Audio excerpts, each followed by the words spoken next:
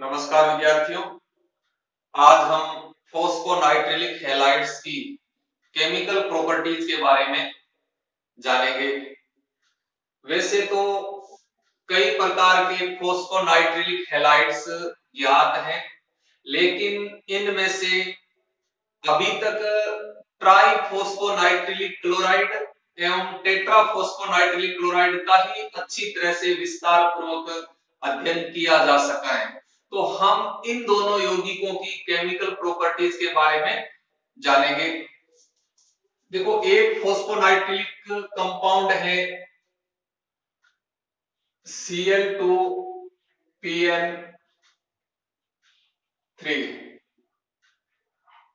ट्राइफॉस्फोनाइट्रिलिक chloride, और दूसरा फॉस्फोनाइट्रिलिक halide है Cl2PN4, टेट्राफॉस्फोनाइट्रिलिक क्लोराइड।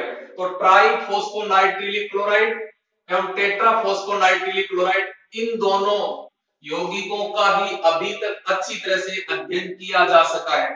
तो हम इन दोनों यौगिकों की केमिकल प्रॉपर्टीज के बारे में जानते हैं।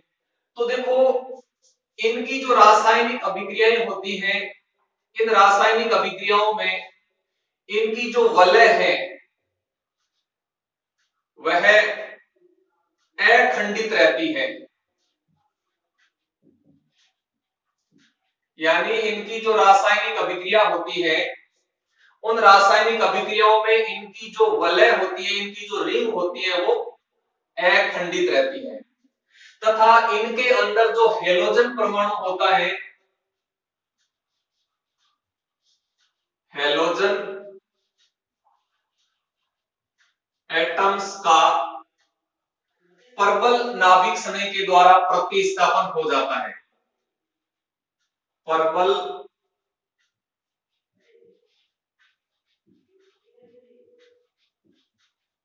नाभिक स्नेह द्वारा प्रतिस्थापन हो जाता है। तो देखो, इनकी जो केमिकल प्रॉपर्टीज होती हैं, यानी इनकी जो रासायनिक अभिक्रियाएं होती हैं, उन रासायनिक अभिक्रियाओं में इनकी जो रिंग है वो अखंडित रहती है, और इनके अंदर जो हेलोजन परमाणु होता है, जो हेलोजन एटम होता है, हेलोजन एटम का किसी पर्पल नाभिक स्नेह के द्वारा प्रतिस्थापन हो जाता है। अर्थात ये जो फॉस्फोनाइट्रिलिक हैलाइड है, ये नाभिक स्नेह प्रतिस्थापन अभिक्रियाएं देते हैं। तो हम कुछ रिएक्शन का या एग्जांपल लेते हैं नाभिक स्नेह प्रतिस्थापन अभिक्रियाओं के। तो देखो, पहली रिएक्शन हम लेते हैं सोडियम फ्लोराइड के साथ रिएक्शन। सोडियम फ्लोराइड के साथ रिएक्शन। अब देखो, हम इन दोनों यौगिकों की सोडियम फ्लोराइड के साथ रिएक्शन करवाते हैं, तो इनके अंदर जो क्लोरीन परमाणु होते हैं, क्लोरीन परमाणु के स्थान पर फ्लोरीन परमाणु आ जाते हैं, यानी क्लोराइड का फ्लोराइड के द्वारा प्रतिस्थापन हो जाता है। यानी इन दोनों यौगिकों की जो रासायनिक अभिक्रियाएं हैं बिल्कुल एक जैसी होती हैं। बस यहाँ 3 है और यहाँ 4, इतना ही फर्क है। बाकी इन दोनों की केमिकल प्रॉपर्टी बिल्कुल एक जैसी होती है। तो देखो, सोडियम फ्लोराइड के साथ हम ट्राइफॉस्फोनाइट्रिलिक क्लोराइड की रिएक्शन करवाते हैं,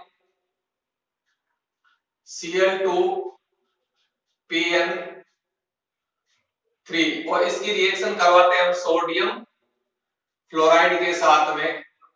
तो सोडियम फ्लोराइड के 6 अणु काम आएंगे। तो अब देखो क्या होगा, यहां जो क्लोराइड है कि क्लोराइड का फ्लोराइड के द्वारा रिप्लेसमेंट हो जाता है, प्रतिस्थापन हो जाता है। तब देखो हमें प्रोडक्ट क्या प्राप्त हो जाते हैं, यानी F2PN3, और यहां से जो क्लोराइड हटे वो सोडियम के साथ जुड़ जाते हैं, तो 6NaCl। तो इस प्रकार से यह एक नाभिक स्नेह प्रतिस्थापन अभिक्रिया होती है। यानी इसी तरह से यदि हम टेट्रा फॉस्फोनाइट्रिलिक क्लोराइड की रिएक्शन सोडियम फ्लोराइड के साथ करवाएंगे तो सेम ही रिएक्शन होगी।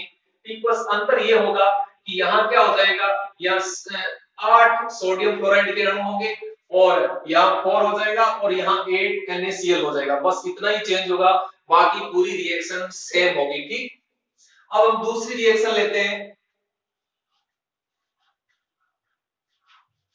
सोडियम एल्कोक्साइड के साथ रिएक्शन। अब देखो सोडियम एल्कोक्साइड के साथ भी नाभिक संरही प्रतिस्थापन अभिक्रिया होगी। कैसे, देखो Cl2Pn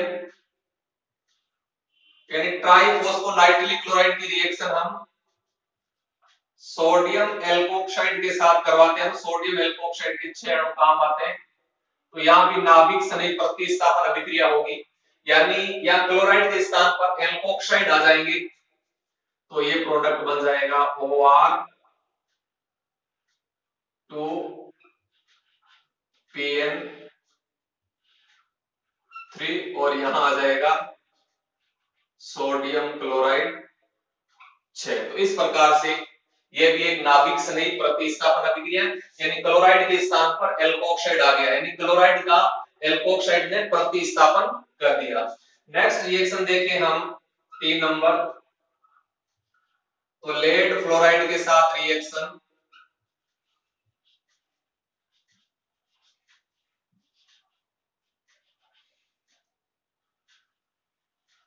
तो देखो यहां भी नाभिक संरही प्रतिस्थापन अभिक्रिया होगी। ठीक है, यहाँ क्या होगा, देखो जो क्लोरीन है उनका फ्लोरीन से प्रतिस्थापन हो जाता है, तो देखो इनकी रिएक्शन,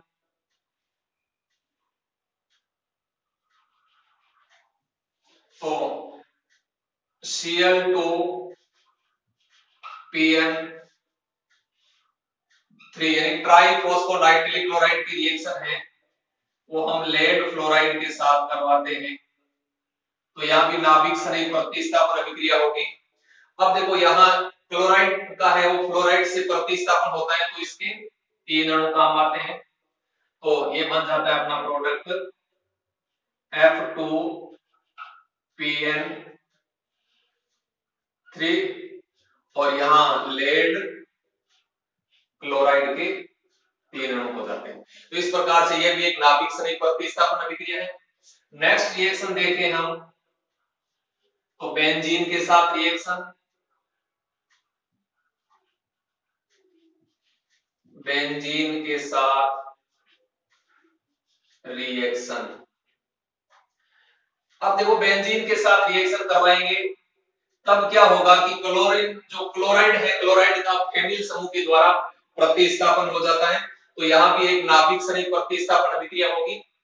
जैसे देखो Cl2Pn3 यानी ट्राइफॉस्फोनाइट्रिलिक क्लोराइड की रिएक्शन हम C6H6 बेंजीन के साथ करवाते हैं AlCl3 की उपस्थिति में, तो यहां इसके 6 अणु काम आते हैं, तो देखो यहां से एक H और एक Cl बाहर हो जाता है, तो 6HCl बाहर हो जाता है, 6HCl प्लस जहां से देखो क्लोराइड हटा है वहां फेनिल समूह जुड़ जाएंगे, तो ये बन जाएगा डाइफेनिल व्युत्पन्न बन जाएगा, इस तरह से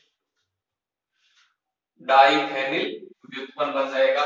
तो इस तरह से ये नाभिक संरही प्रतिस्थापन अभिक्रियाओं के 4 एग्जांपल मैंने आपको यहाँ बताए हैं।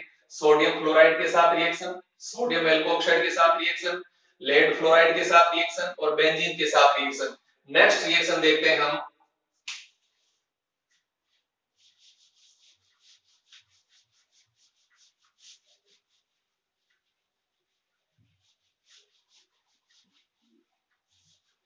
पांचवी रिएक्शन है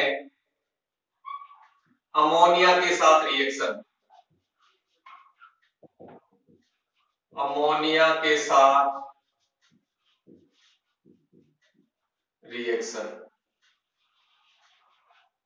तो देखो अमोनिया के साथ रिएक्शन किस तरह से होती है, तो हम इसकी वलय बनाते हैं, ट्राईफॉस्फोनाइट्रिल क्लोराइड की पी एन एन, यहाँ पी, यहाँ पी,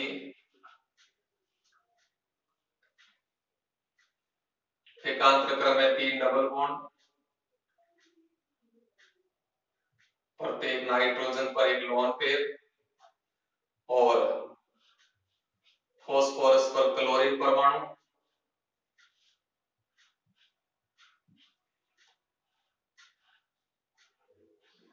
ये अब देखो इसकी रिएक्शन हम करवाते हैं अमोनिया के साथ। अमोनिया के साथ रिएक्शन करवाते हैं तो अमोनिया के 6 अणु काम आते हैं। ठीक, अब देखो क्या होगा कि ये H और ये Cl बाहर हो जाते हैं, -6 HCl बाहर हो जाते हैं और जहां से क्लोराइड हटेगा वहां NH2 समूह जुड़ जाते हैं, यानी क्लोराइड का NH2 के द्वारा प्रतिस्थापन हो जाता है। तो इस तरह से देखो प्रोडक्ट बन जाता है।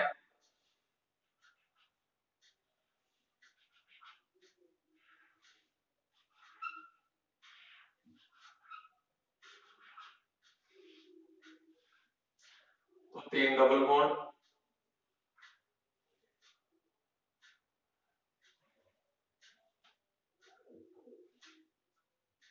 अब प्रत्येक फॉस्फोरस के ऊपर एमाइड्स यानी एमिनो समूह जुड़ जाता है, NH2 जुड़ जाता है।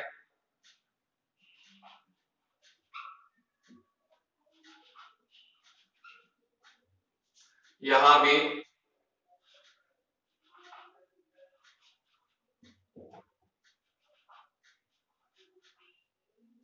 तो इस तरह से ये प्रोडक्ट बन जाता है। लेकिन यहां जो ये प्रोडक्ट बना है ये प्रोडक्ट अनस्टेबल होता है, क्योंकि इसमें एक ही परमाणु पर 2 प्रबल नाभिक नहीं है। तो इन दोनों के बीच में क्या होता है, रिपल्सन होता है, और जब इन दोनों के बीच में रिपल्सन होता है तो इसकी एनर्जी इंक्रीज हो जाती है, ऊर्जा बढ़ जाती है। तब क्या हो जाता है, इसकी स्टेबिलिटी कम हो जाती है। तो स्टेबिलिटी को प्राप्त करने के लिए क्या होता है, यहां से एक अमोनिया का अणु बाहर हो जाता है, एक अमोनिया का अणु यहां से बाहर होता है, एक अमोनिया का अणु यहां से बाहर होता है, यहां से एक H और NH2 यानी अमोनिया का अणु बाहर हो जाता है। तो -3NH3 माइनस यानी अमोनिया के 3 अणु बाहर हो जाते हैं। तो अपना स्टेबल प्रोडक्ट ये बन जाता है। देखो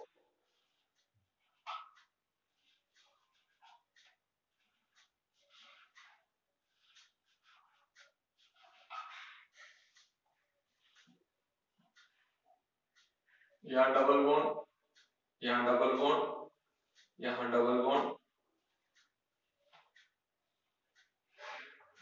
अब देखो यहां से जब अमोनिया का अणु बाहर होता है तो पीछे डबल बॉन्ड NH, यहां भी डबल बॉन्ड NH और यहां भी डबल बॉन्ड NH। इस तरह से ये एक स्टेबल प्रोडक्ट बन जाता है। तो ये अमोनिया के साथ रिएक्शन होती है ट्राईफॉस्फोनाइट्रिल क्लोराइड की। तो इस तरह से ये प्रोडक्ट बन जाता है। अब हम नेक्स्ट रिएक्शन लेते हैं जल के साथ रिएक्शन यानी हाइड्रोलाइसिस।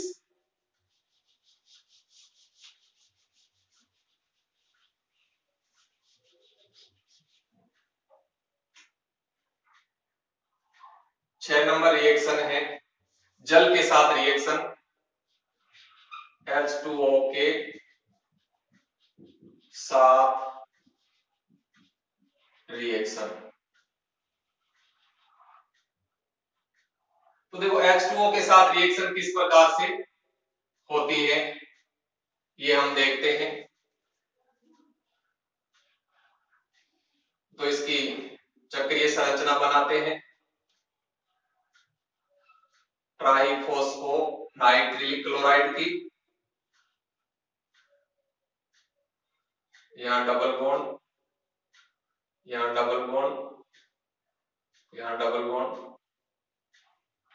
नाइट्रोजन पर एक इलेक्ट्रॉन पे और यहाँ 2 क्लोरीन के परमाणु। इस पर भी 2 क्लोरीन के परमाणु और यहां भी 2 क्लोरीन के परमाणु। ठीक, तो ये ट्राई फॉस्फोनाइट्रिल क्लोराइड की चक्रीय संरचना है। अब इसकी रिएक्शन करवाते हैं हम जल के साथ, और ये रिएक्शन करवा रहे हैं हम ईथर में। तो देखो यहां क्या होता है कि यहाँ H और Cl बाहर होते हैं, तो जल के 6 अणु काम आते हैं, -6 HCl बाहर हो जाता है, और जो क्लोराइड है इसके स्थान पर हाइड्रोक्साइड समूह आ जाते हैं। तो इस तरह से देखो ये प्रोडक्ट बन जाता है।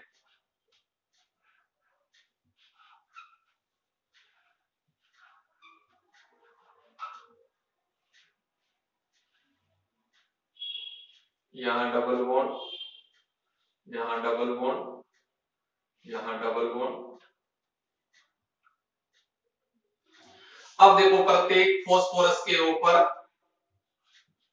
OH समूह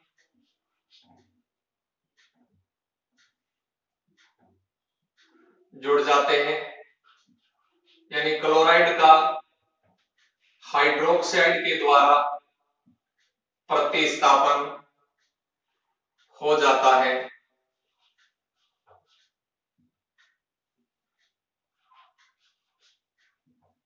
तो इस तरह से ये प्रोडक्ट बन जाता है। अब देखो ये जो प्रोडक्ट बना है ये प्रोडक्ट अनस्टेबल होता है, क्योंकि यहाँ क्या होता है कि एक ही परमाणु दो प्रबल नाभिक है, तो इनके बीच में रिपल्सन होता है, और जब इनके बीच में रिपल्सन होता है तो इसकी एनर्जी बढ़ जाती है, स्टेबिलिटी कम हो जाती है और रिएक्टिविटी भी बढ़ जाती है। तब क्या हो जाता है, आइसोमेराइजेशन के द्वारा ये स्टेबिलिटी को प्राप्त करते हैं, तो इस कंपाउंड में समावयवीकरण हो जाता है, आइसोमेराइजेशन हो जाता है। अब देखो इसमें क्या होता है कि यहां से एक H हट करके इस नाइट्रोजन पर जुड़ रहा है, डबल बॉन्ड बाहर आ जाता है। तो तीनों जगह ऐसे ही होता है, यहां से एक H हटा और नाइट्रोजन के ऊपर जुड़ गया, डबल बॉन्ड बाहर आ गया, यहां से एक H हटा नाइट्रोजन पर जुड़ा और डबल बॉन्ड बाहर आ गया।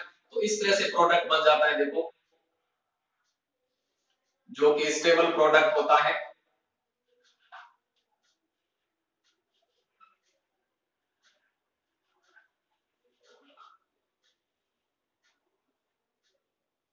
तो यहाँ H, यहाँ H और यहां भी H, यानी प्रत्येक नाइट्रोजन पर H समूह यानी हाइड्रोजन परमाणु है वो जुड़ जाता है, सॉरी डबल बॉन्ड यहां हट जाता है। अब यहां डबल बॉन्ड नहीं होंगे, अब डबल बॉन्ड है वो हट गए। यहाँ फॉस्फोरस, अब देखो यहाँ फॉस्फोरस के ऊपर क्या रहेगा, क्योंकि देखो यहाँ क्या हुआ, H है वो यहां से हट करके नाइट्रोजन पर जुड़ गया, तो ये डबल बॉन्ड हट गया और ये डबल बॉन्ड बाहर आ गया, तो यहां से इस तरह से बन जाता है, देखो डबल बॉन्ड O और एक होता है OH। ठीक, अब यहां भी क्या होता है, डबल बॉन्ड O और एक होता है OH, और यहां भी क्या होता है, डबल बॉन्ड O और OH। तो इस तरह से ये एक स्टेबल प्रोडक्ट है वो बन जाता है समावयवीकरण के द्वारा। तो ये ईथर की उपस्थिति में इसका जल अपघटन होता है। अब देखो अम्लीय माध्यम में यदि हम इसका जल अपघटन करें तो रिएक्शन कुछ अलग प्रकार से होगी। तो देखो अम्लीय माध्यम में जल अपघटन देखते हैं, Cl2PN3, और हम इसका हाइड्रोलाइसिस करवाते हैं, जल अपघटन करवाते हैं अम्लीय माध्यम में। तब देखो क्या होता है, तब इसके 12 अणु, सॉरी इसके 12 अणु इसके साथ रिएक्शन करते हैं, तो फॉस्फोरिक अम्ल H3PO4 और फॉस्फोरिक अम्ल अमोनिया और HCl, ये 3 प्रकार के प्रोडक्ट बनते हैं। यदि हम इसको संतुलित करें तो यहाँ 3, यहाँ भी 3 और यहाँ 6। तो इस प्रकार से अम्लीय माध्यम में जल अपघटन करवाते हैं तो फॉस्फोरिक अम्ल, अमोनिया और HCl बनते हैं, और ईथर की उपस्थिति में जल अपघटन करवाते हैं तो ये प्रोडक्ट बनता है। तो इस प्रकार से ये जल के साथ रिएक्शन होगी। नेक्स्ट रिएक्शन देखते हैं हम 7वीं।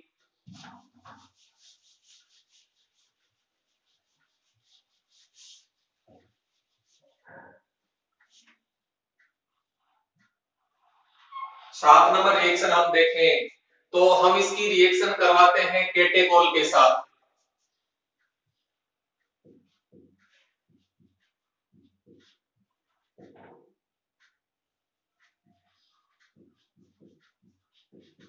केटेकोल के साथ रिएक्शन। तो देखो केटेकोल के साथ रिएक्शन करवाते हैं तब क्या प्रोडक्ट बनता है, तो हम इसकी चक्रीय संरचना बनाते हैं। ट्राइफॉस्फोनाइट्रिलिक क्लोराइड की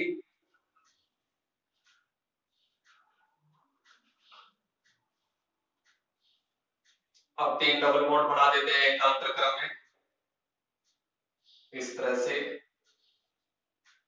नाइट्रोजन के ऊपर एक एक लोन पेयर होता है और यहाँ क्लोरीन, यहाँ भी क्लोरीन, यहाँ क्लोरीन, यहाँ क्लोरीन, यहाँ क्लोरीन, यहाँ क्लोरीन। यह है ट्राइफॉस्फोनाइट्रिलिक क्लोराइड। इसकी रिएक्शन हम केटेकोल के साथ करवाते हैं।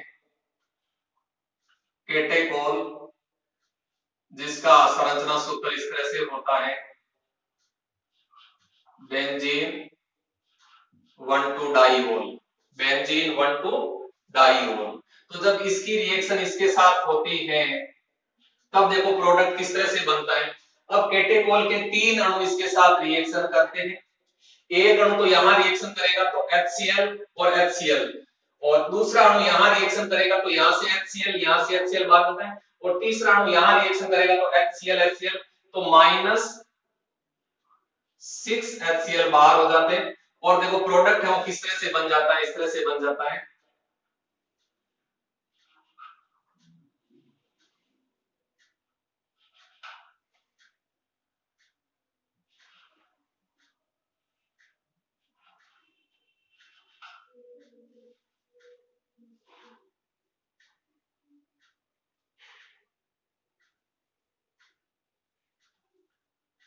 यहां डबल बॉन्ड, यहां डबल बॉन्ड और यहां भी डबल बॉन्ड। अब देखो फॉस्फोरस के ऊपर क्या होता है, ये जो केटेकोल का एक अणु है वो जुड़ जाता है यहां से, तो देखो यहां इस तरह से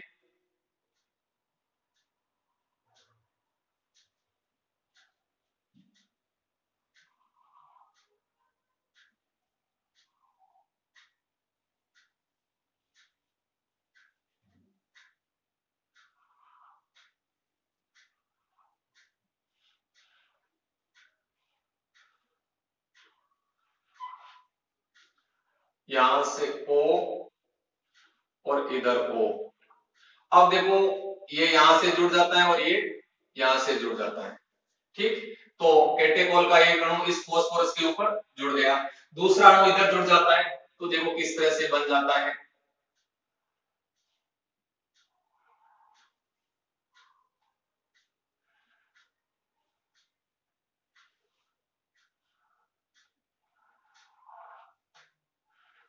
यहां O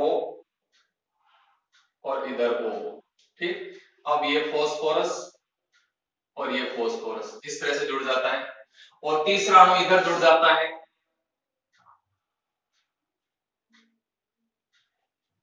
केटेकोल का।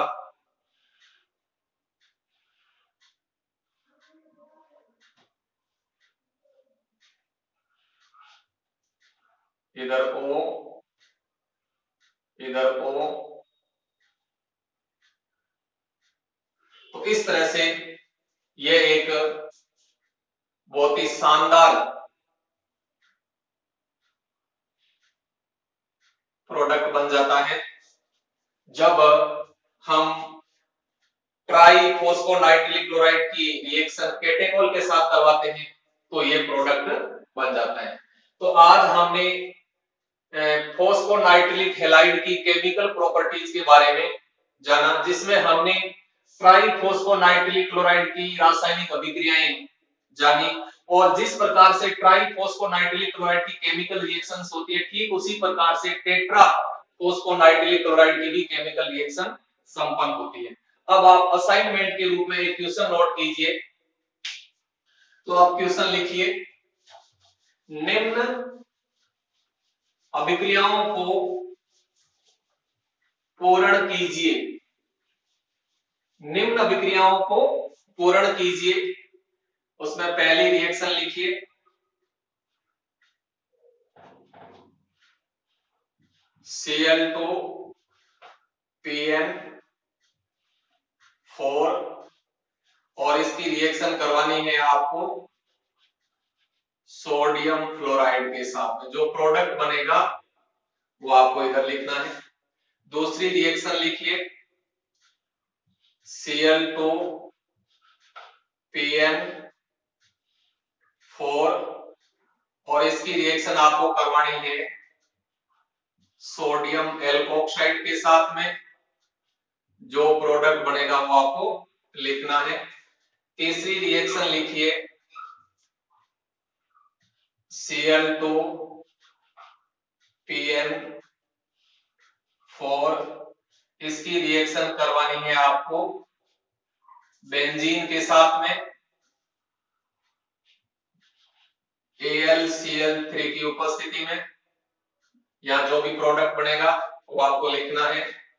चौथी रिएक्शन नोट कीजिए Cl2PN4 इसकी रिएक्शन करवानी है आपको अमोनिया के साथ। जो भी प्रोडक्ट बनेगा वो आपको लिखना है। पांचवी रिएक्शन नोट कीजिए Cl2PN4 और इसकी रिएक्शन आपको करवाना है जल के साथ ईथर की उपस्थिति में। और यहां जो भी प्रोडक्ट बनेगा वो आपको बताना है। तो इस प्रकार से आपको इन अभिक्रियाओं को पूर्ण करना है। थैंक यू, धन्यवाद।